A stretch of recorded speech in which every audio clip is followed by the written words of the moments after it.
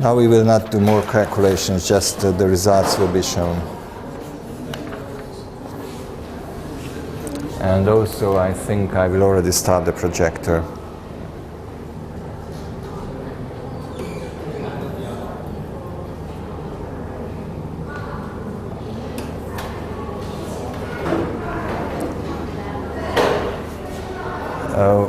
Could you make the photo, Chi?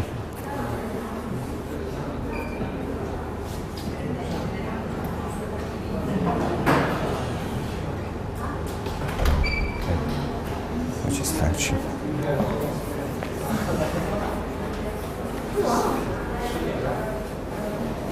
Could you make the photo? Yeah. Okay, good. Okay, then I will just take it back. And yeah, should I clean this one? no, I think, although, yeah, we will pull it down as soon as. But these were all just supporting calculations. Okay, I will try to put everything else on the chart simply.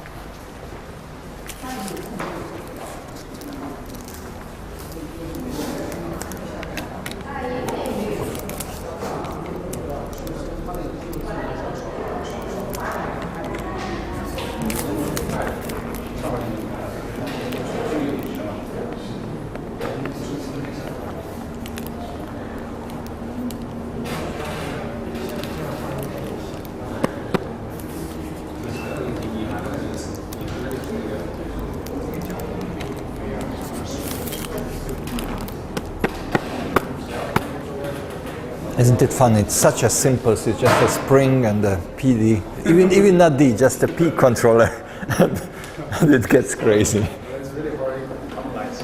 Yeah, it's yeah.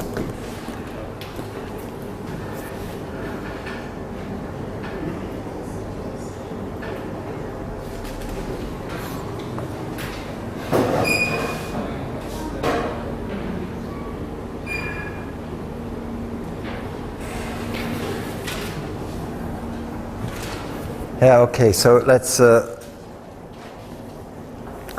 the fun part now, okay, because now we will not do more calculations, just summarizing and to adding what, because based on the digital position control now, we can all imagine what's going to happen later. So the first thing what we have to discuss is the fastest decay, okay? Which will mean that when do we have in the mu plane, real part, imaginary part, here is the unit disk, okay? The unit disk is the limit of stability, but we would like to know that which is the smallest circle to which the roots can be compressed, okay? So this will be rho, okay? Which is the smallest circle where you can compress it. Because if you compress it here, we already know that with the similar transformation that x of t will be proportional to the exponential, the natural logarithm of rho divided by the sampling time times t, okay? So natural logarithm of rho will give us this decay. And actually, as you see these results, now you can repeat the same calculation again with using that mu tilde plane. When you make another transformation, you repeat the stability calculation. Again, these lines will be just shifted, the A0, A3, and they will cross each other at the same point, and you will be able to solve it by hand. And funnily enough, even the rho value can be calculated in closed form again, if you use Cardano's formula, okay, or if you Maple or Mathematica, they will give you this rho optimal value as 2 times cosine 2 pi over 9, something like that, okay? So this rho minimum will be just equal to this 2 times cosine of 2 pi over 9 and a minus 1, which if you calculate it numerically, this will be 0.532, okay? And also, this value can be calculated afterwards, that where it is, this one, and this is at, I'm sorry, the notation is different there, but omega times tau will be equal to 0.647. 0.647 should be somewhere here. Pi over 2, how much is that? That's 1.57 or something, okay? 1.5, 0.6 is somewhere here, okay? So omega times tau optimum, where you have the fastest decay, it will be at 0.647, okay? And then it means that the p value at that point where you have rho minimum, well, I couldn't denote it by, I don't know how I denote, maybe I denote it by p0, I don't remember in the position control. It will be only 0.254. So actually in this case, the force error will be pretty large. C over P, it will be more than 4 times the Coulomb friction, okay? It's, anyway, so it's larger than 4 times the Coulomb friction, okay?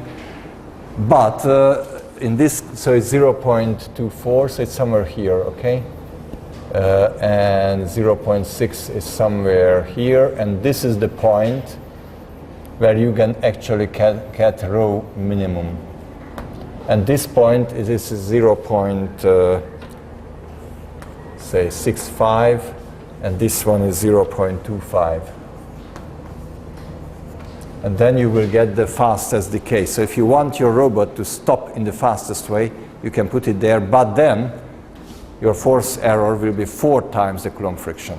So it's bad, okay? However, there's another tricky thing in it, that here there is a local minimum again. So actually you will also get a minimum point further up there, and this is calculated there again. So you will have another local rho minimum. It will be not global, but another rho minimum, and this value will be 2 times cosine 5 pi over 9 and plus 1, unfortunately, which will result in a relatively large numerical value. It is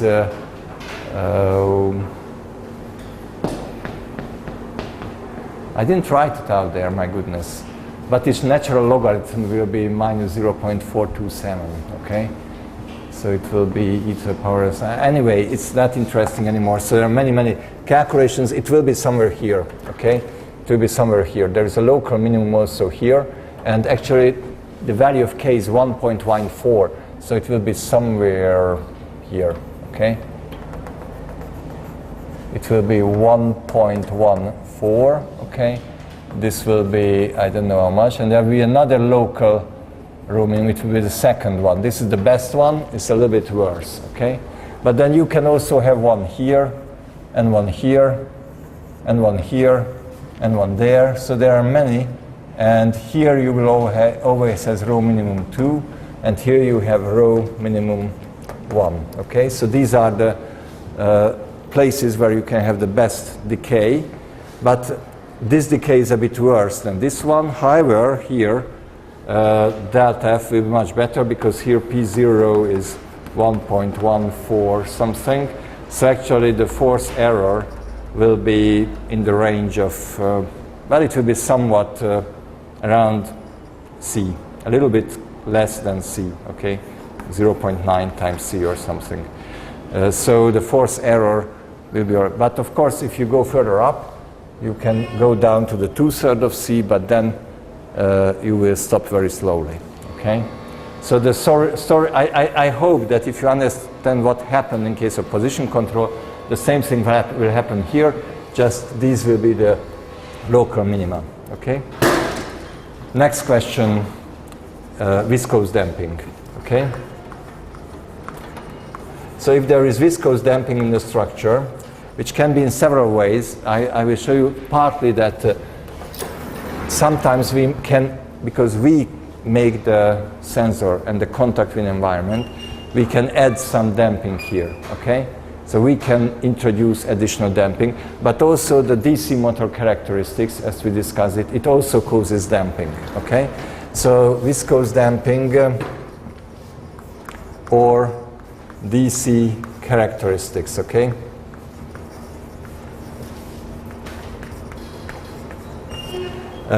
They both result in the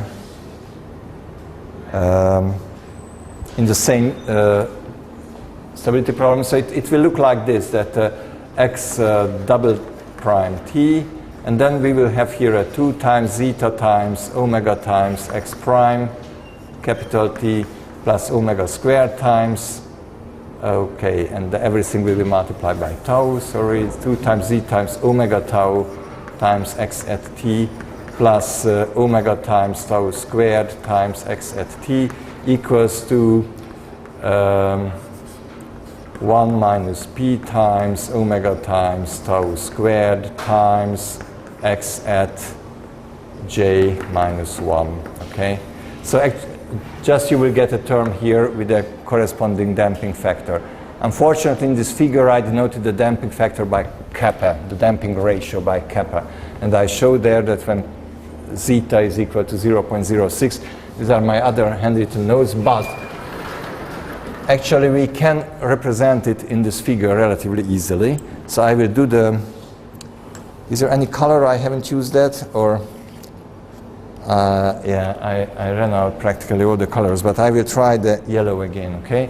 So actually, as you can see there, when you have viscose damping, it will mean that you will have a very narrow, stable,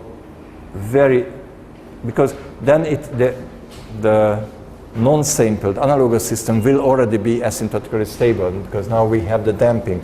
So actually all these will be asymptotically stable, but there will be a very narrow stability margin, and then it will come back like this, okay? And then it will go up here like that. And funnily enough, here, it will go up for quite large values again, okay? And then it comes down, and it will go like this. But then again, here it will go up a little bit, okay? Generally speaking, it will get worse and worse, okay? But this is the curve when, say, zeta is in the range of 0.01 or something. So it's or 0.1, okay? So when it is a relatively small damping in the system. This upper limit will be just shifting up there, okay?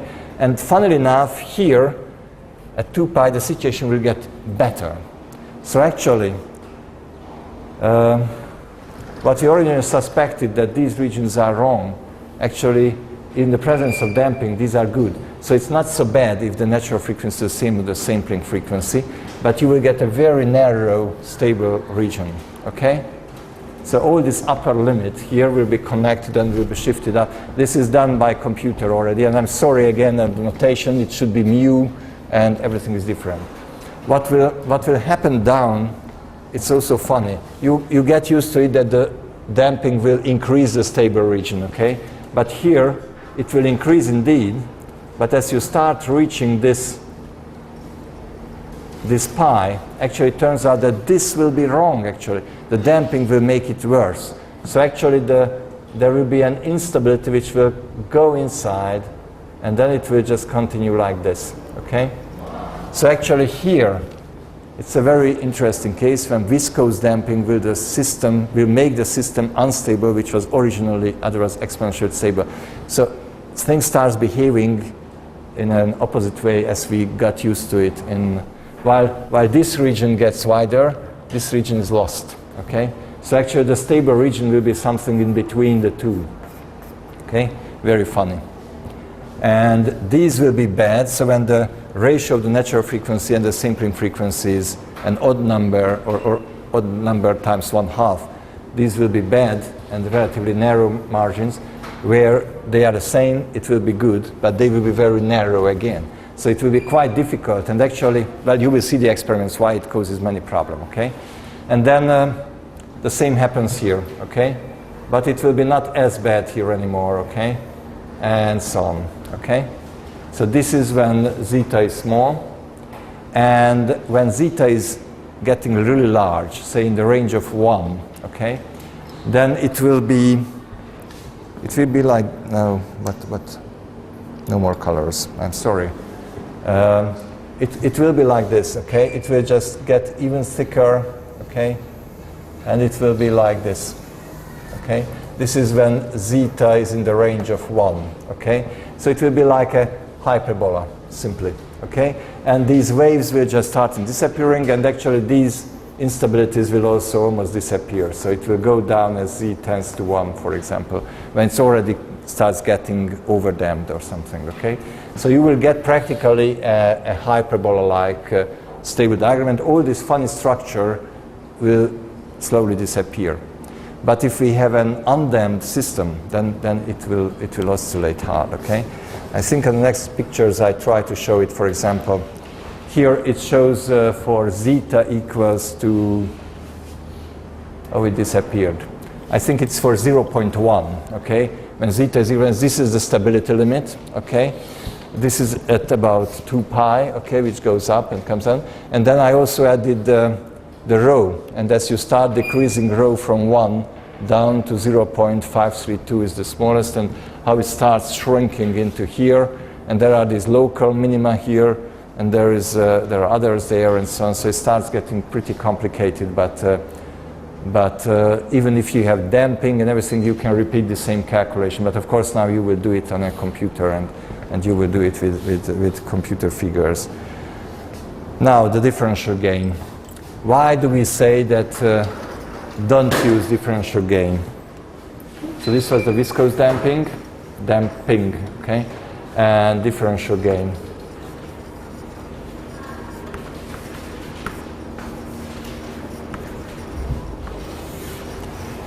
So it means that now we will say that the control force is minus p times the force error, but we try to add the minus d times the derivative of the force error and plus the measured force, okay? So now we add this, okay? And of course, when you do the dimensionless form, then here you will introduce a small d, which will be, I don't know, it will be something like d times tau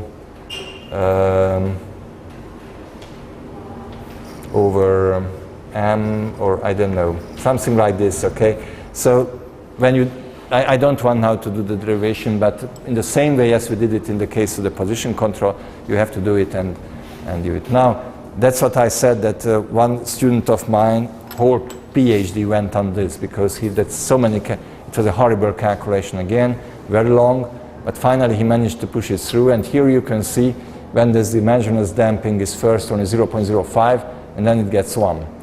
So as you can see, actually, if you start applying the differential gain, you start losing stable regions. The only place where actually you gain region is here. Okay? So if you add differential gain, then the differential, then it will be like this. Okay? It will come like this, and then it will be cut. Okay? So you will lose all these territories. Actually, funnily enough, again, here you will get some, but it will be smaller. And then you will get a very narrow, sharp something, and things like that. And later, if you increase it further, okay, it will shrink totally. This will become a bit wider, okay? So if you have a very fast computer, because if the sampling frequency is very high, much, much higher than the natural frequency of the system, then it can be advantageous, but only if you have an extremely fast. Really, it must be above the kilohertz for sure. And you see there is another problem. If you have to control, for example, a turbine blade, the turbine blade is like a beam. It has a first natural frequency, which is already, say, at 200 hertz. But it has a second at 500 hertz. It has a third at 900 hertz. And those frequencies can also be involved in these vibrations. So actually, if it is 900 hertz, and you want to avoid the vibrations, then your sampling frequency should be, I don't know how many tens of kilohertz, or already go up to hundreds of kilohertz, which is already a challenge even with nowadays computers technique. Okay? So it's the differential gain will be used only when our computers will be 1,000 times faster, and processors, okay, which it will still take some time, not speaking about the fact that as the processors get faster, we immediately start pushing more calculations in it, so it's not sure that the sampling time will be also so it gets better, but only here, okay, and only here a little bit, but otherwise it gets worse. So the conclusion, what we should write here, because the figures are messy, but maybe we will think about it, how to distribute it. We can print it out and you can get it and you can add it to your lecture notes. The conclusion is that differential gains good only for very large fs sampling time, okay? Definitely above the kilohertz region, okay? So when it must be very large, then it could be good. Otherwise it is worse, because you lose all these territories. You will lose all these territories, okay? And actually, there will be certain vibration frequency ranges where you will not be able to find any stable region. You can play with your P and D where you want. It will be always unstable, okay? So otherwise, it is worse. Otherwise, it is worse. And that's why the robotics books say that for force control, rather not use a differential gain. But they don't explain it, because they know it by experience only. But they had never calculated this. Of course, nobody wants to calculate it. Nobody wants to spend 3 years with this calculation, you know, but that was it. Okay, so now let's see that how we can still validate these models. So again, the question is that I spoke about all these things. It's somewhat unbelievable. So actually, I already told you that if when I give this course or these lectures in America, they usually already lose contact with me because of these lengthy calculations. And when I show this chart, they say, well, this is probably wrong. It cannot be believed, okay, that it's all right. And so let's see how it happened at that time with this Newcastle robot. So this is the robot which actually, this is 3 degrees of freedom. It's in plane, 2 translations, 1 rotation with the 2 ball screws and then at first this was built just with a force sensor here, and without the polisher they just tried to keep the constant force and sliding around the wing-shaped turbine blade. Okay, so a turbine blade has a wing-shaped cross-section. You know what I mean with the wing shape. So it's this. Okay. All the airplanes and even the angels have this kind of wings. Okay, and the birds. Okay. So you already see one major problem. When you push it from this direction, you know that in strength of materials, okay, then the area moment of inertia of this cross-section is actually, one principal axis is this one, the other is this one, okay? In this direction, it is rigid for bending. In this direction, it is soft, okay? So actually, when this blade is pushed from this direction, the blade is softer. When you do it from the edge, it is stiffer. And actually, during the working process, the natural frequency changes. Actually, sometimes it is soft, sometimes it is rigid. So even if you try to tune it somewhere, if in the meantime that changes, then it may mess up. At certain parts, it was stable, then it went around, usually at the edge. When it had to turn, then it started vibrating better. Because when it was soft, it was easier, you were down. But when the natural frequency was high, then with the high simple frequency, it already ran into trouble. Okay? So let's see the next one. Okay? It shows already as it works. Okay? So now you will see as I push it away, and now the polisher is already there, and now it's doing the polishing. Now it's a new force sensor. When I went there, we changed the force sensor. It was also bad. And now it turns at that round, and this was the most dangerous place. Now, of course, when we wanted to show it to the company, that was the Parsons in Newcastle, which produced the turbine blades, and they wanted to do this turbine blade polishing robotized, because it was a very dirty work, and because the metal particles are flying in the air, so the workers had to wear this kind of gas mask or something to protect their lung.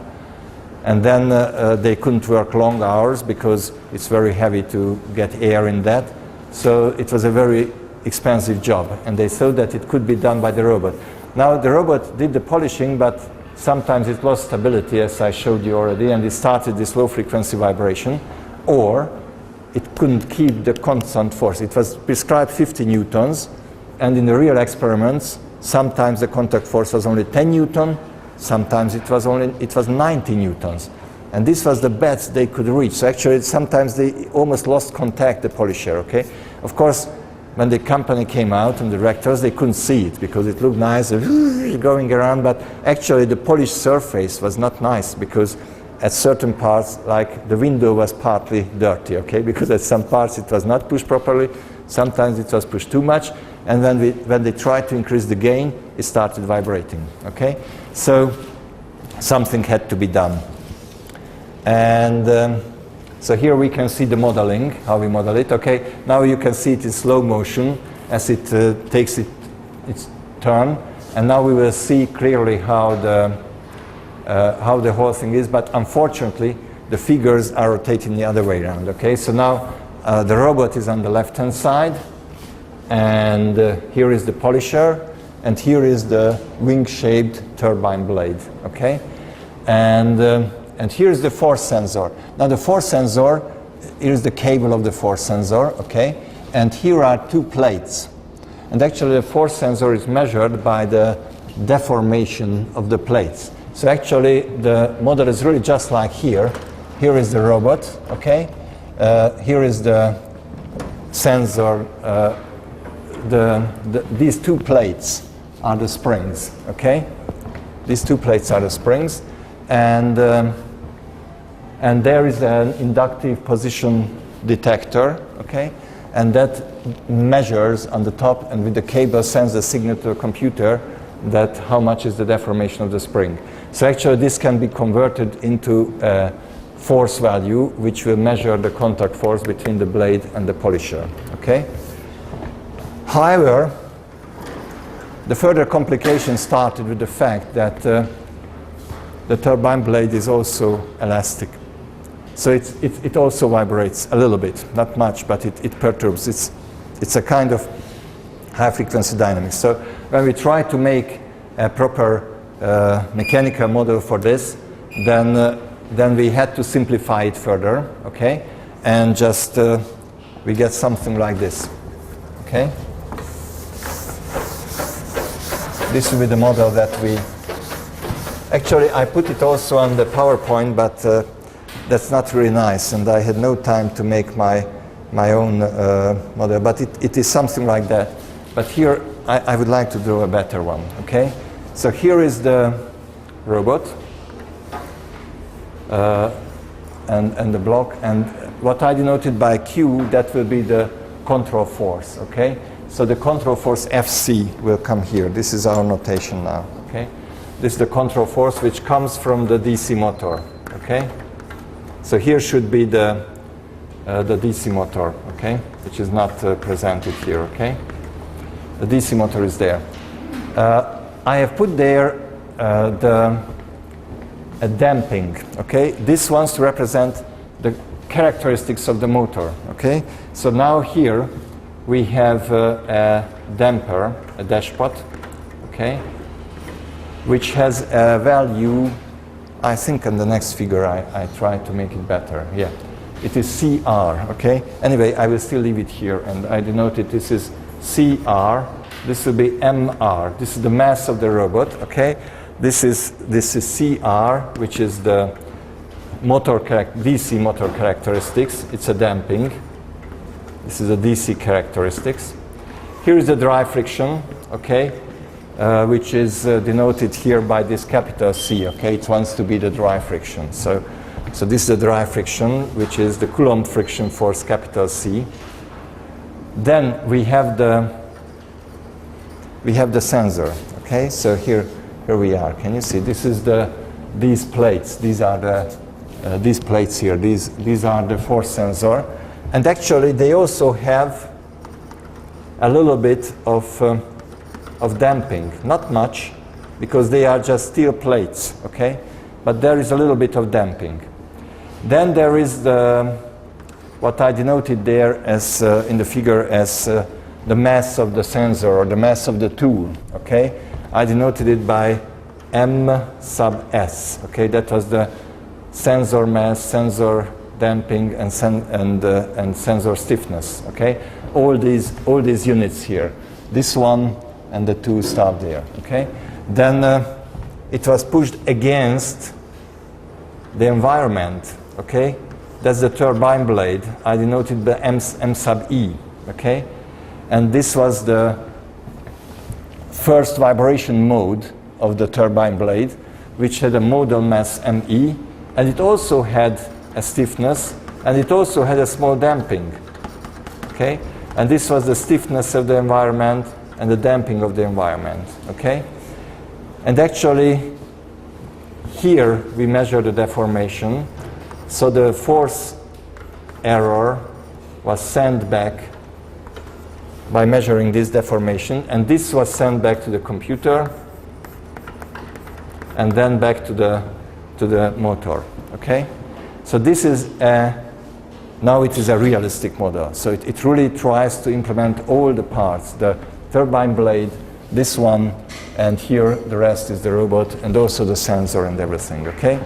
So this was the structure of the whole thing. That's more or less represented here on this figure. And now you can see the differential equation. Now it will be 2 degrees of freedom already, because not only the robot will move, but the wall. Here you see the wall was fixed. But now if I put there the turbine blade, it also vibrates. So actually we will have 2 degrees of freedom, okay, which was noted by Q1 and Q2. And here actually we measure the difference of the two. That's why it's a relative coordinate. So anyway, it's complicated. Mass matrix, stiffness mass matrix, damping matrix, stiffness matrix, and the control force transformed properly. Okay, and the control force contains only a proportional gain, which is noted by P, and this is the Coulomb friction there, and so on. Anyway, if you put it together, and we identify all the parameters very precisely. Okay, it's a model analysis. Masses of the tool, almost 1 kilogram. The model mass of the turbine blade is 4. You may question why the mass of the robot is 2 tons, or even more than 2 tons. It's because of the gear ratio. Okay, the DC motor was large, and the DC motor had a large mass moment of inertia. And if with the gear ratio you calculate it, you will have like this. Actually, if you try to pull the robot with the ball screw, so if you physically go there and you try to pull it, okay, because of that high gear ratio, it's extremely difficult. Actually, it's the same force like to push a car, because it's about the weight of a car. So any time when I went there and I tried to pull the robot by myself, I usually put my leg here, and I start pushing like this, and then it came out, oh my God, this is more or less the same force when I need when I start pushing my car, okay? So actually, it's really large. Also, this damping at the motor is large, okay, coming from the motor characteristics, compared to, it seems to be almost negligible, but it will be important, that slight damping, because they are all steel structures only. So the turbine blade has a very small damping. Actually, this force sensor, these 2 plates, which are deformed, is also very plate. And these are the stiffnesses of the sensor and the blade. You see, actually, the blade was even softer than the sensor, yeah. Because if you are on this side, okay, if you are at the edge, it's stiffer. Now, I already told you that the Coulomb friction in the ball screw was 150 Newton, and we wanted to polish with 50 Newtons. Now, what do we get?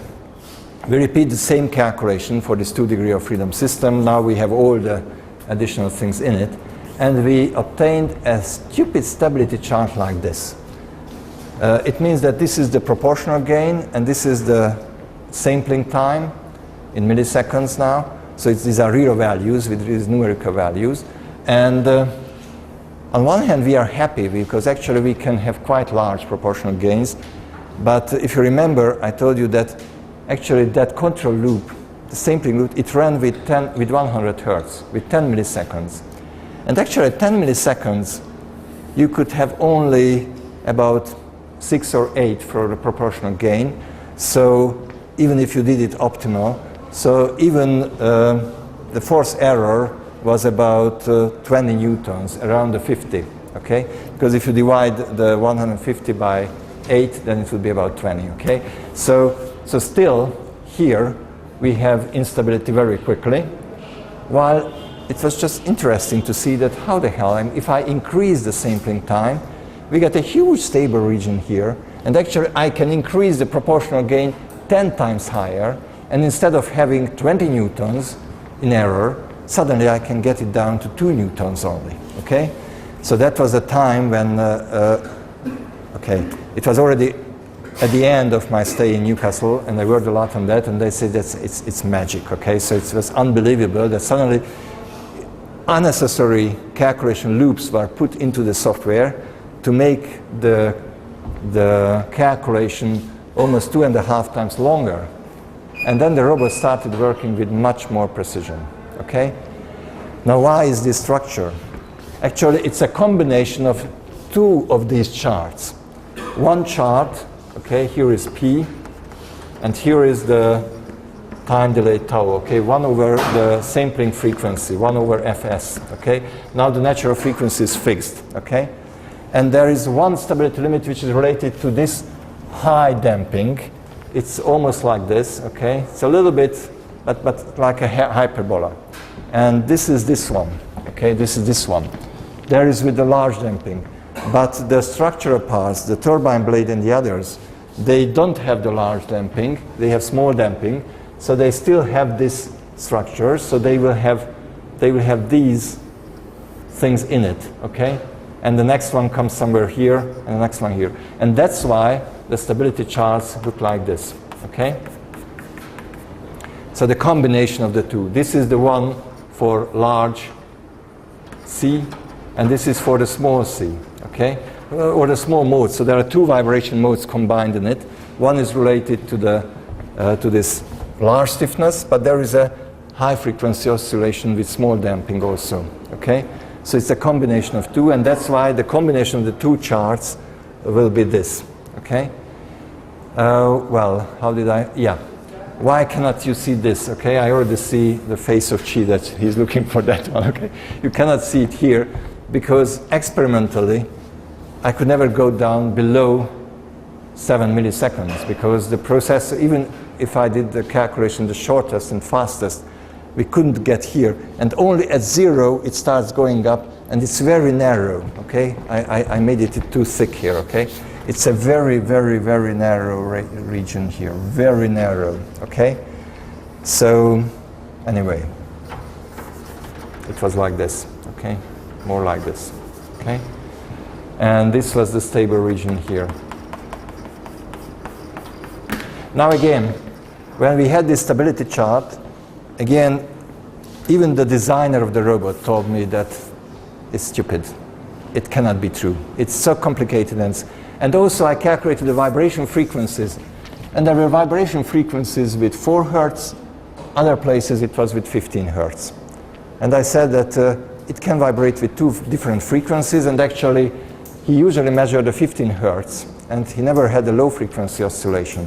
And I said, okay, let's try. We will increase from 10 milliseconds to 25, the time delay, and let's see, and let's start increasing P, and let's see what will happen. So these are the experiments which were recorded. And so first, this is the point where the robot worked originally, and we always had problem with it. And at this point, the experiment looked like this, okay? All right, so it's, could you switch the light off, please, because the video is very old and very bad. Thank you, perfect. So here you can see the robot, the ball screw, here is the measurement, and now again it's the other way around, I'm sorry. And here is a beam, and now we try to push the beam, okay? So now, instead of the turbine blade, we had a beam just to have it well identified. I hope if I start it, you will see it better. Yeah, it gets closer. And here is the beam, okay? Here is the beam. There is a white tape at the end to see how the beam vibrates, okay? I try to hit it, okay? And you can see how it vibrates. So this was the natural frequency of the beam, okay? And then I push it the force sensor, okay? You see it, it's also elastic, quite soft. I can push it with my hand. This is the main body of it, and this is the ball screw. And here is the DC motor, which drives it, okay?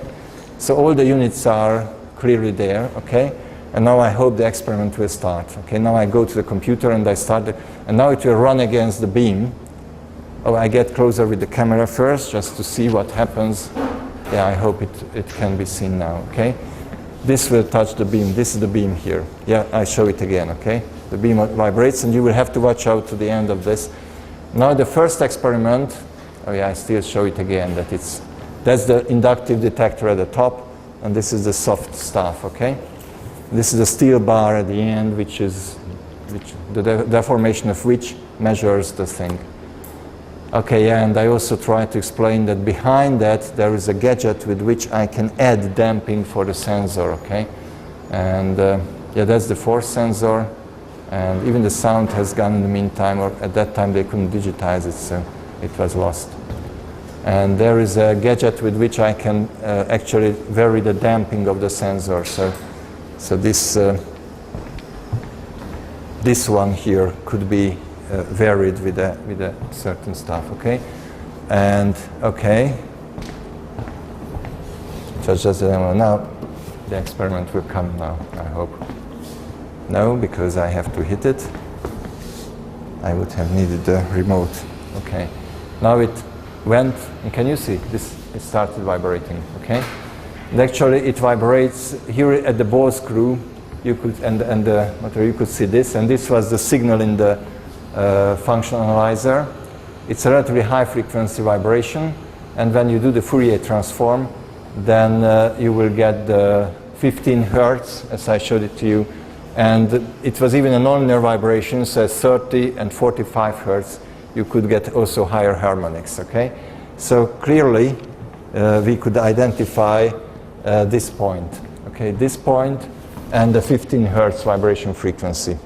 Now let's see the next one, okay? We increased the time delay to 25 milliseconds artificially, and then we started increasing the gain till the limit of stability. And that was the point where the designer of the robot said that, no, it will never vibrate with a low frequency, okay? And then now, with the large gain, we went against the beam, and can you see the end of the beam, okay, as it vibrates? Extremely low vibration, okay? In the functionalizer, it looked like this, okay? Not extremely low, it is 3 hertz or 4. So just the usual, the similar one which we could see in the position control. In the functionalizer, this is the first peak at around 3 hertz. And actually, there are no higher harmonics here when you switch it on, okay? So again, the vibration frequency is very low. I know it's not a spectacular experiment, but still, you can see as it vibrates, okay? And now, at this point, the problem was technically solved, okay? Although it needed a lot of time, and it was a very long work to do that. But yeah, but I started becoming very much interested in that region, okay? So what happens if I go even further up? From dynamic viewpoint, because you see, actually, all these points were measured. So it's more than 100 experiments, okay? I just went all along carefully. I went even further because you may never know. Maybe you get a stable region somewhere. Just check it carefully, okay? And all these circles mean that I got the self-excited oscillations. All these crosses mean that vibrations settled. And at that time, I even put there that how much the static force error was. And you could clearly see as the force error was 20 Newton, then 15 Newton, 10 Newton, and up here it was already only 2 Newton, okay? So the position error, the force error was very good in the end, and the quality of the polishing started becoming better, okay? And then when I did the tests here I got something very strange. The theoretical calculation showed that there must be vibrations with 2 hertz and 5 hertz, okay? Or something around that. So there were already 2 vibration frequencies combined there, okay? And this, surprisingly, the experiments showed even 3, okay? 3 components in the spectrum. So now you will see that point that I tried to show. I had to hit it a little bit, and there is a very funny, very complicated vibration. It's a pity that we cannot hear the sound, okay? It's not a clear sound. Also, if we looked at the ball screw, it had a very strange, almost stochastic oscillation, up and down, okay? Very funny.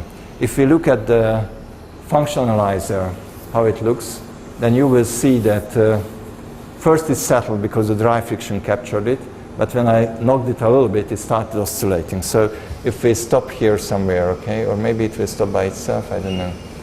If I stop it somewhere, you can see that actually it's a combination of 2 frequencies. There is because this, how do you call it, which covers it's like beating effect. Sometimes vibration increase, decreasing. So the 2 vibration frequencies are combined, okay? And actually, if you do the Fourier transformation, then it turns out that it contains 3 frequency components, okay? It's difficult to see, or it's hopeless to see. There are actually 1, 2, and 3 components in it. There is 1 component even at 15 hertz. So if I go back to the chart, where is it? Yeah. Here, okay? Here around this region, when I put it there were actually 3 vibration components in it. So that top one was some shadow of that up there. So even the 15 hertz showed up again. And they were not just integer multipliers of each other. So it was something very, very strange and very complicated vibration. Now, of course, you may say that, well, we are not interested, just stay away from this. Let's be somewhere here.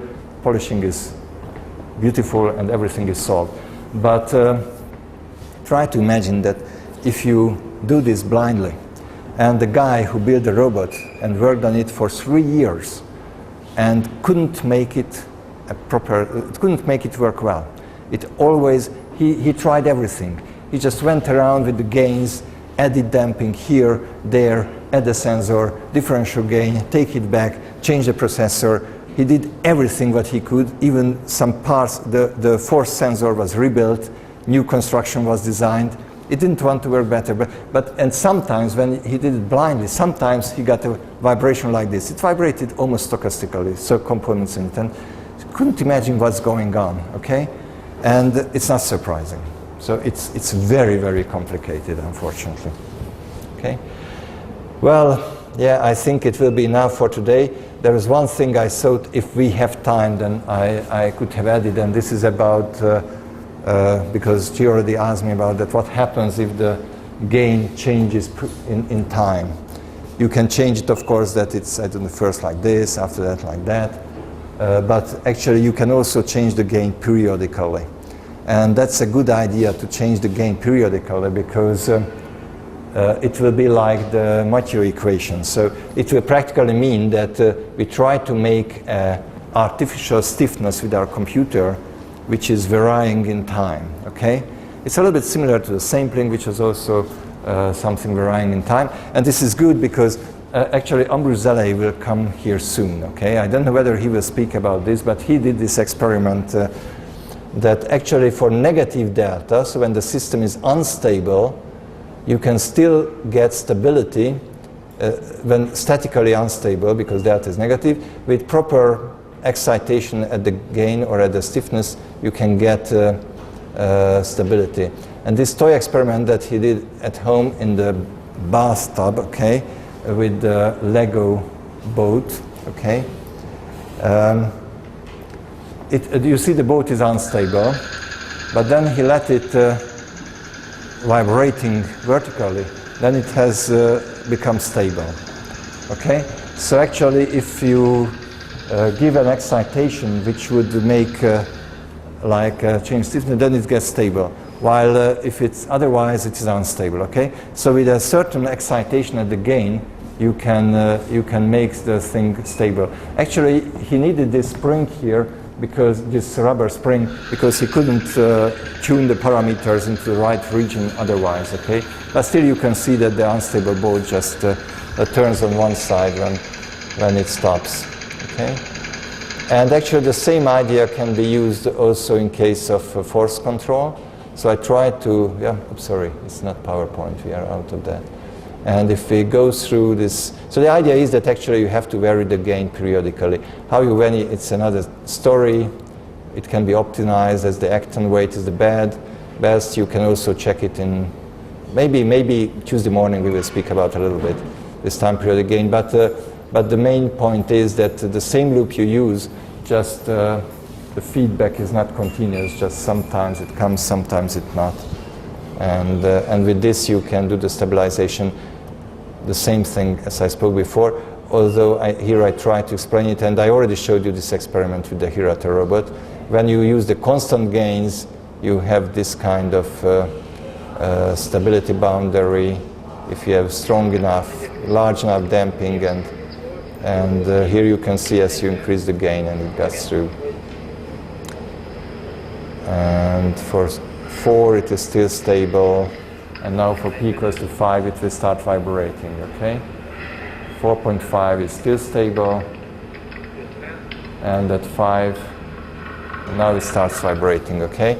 And then if you do the actin weight control, this time periodic control gain, then, and you start doing the experiments there, it is showed that even at p equals to 11 it is still stable, okay? And if you increase it further for 12, then so at least you could almost triple the critical gain, and you could increase the precision of your robot this way as much as that. And actually even here is the case when you can have this chaotic oscillation, how it will run. Yeah, it runs already. At 11 it is stable, and at 12 you get these two peaks close to each other. Now you can hear this funny combination. Now you can even hear this quasi-periodic oscillation when there are more frequencies are involved, and it's also close to a corner like this when two stability limits just cross each other.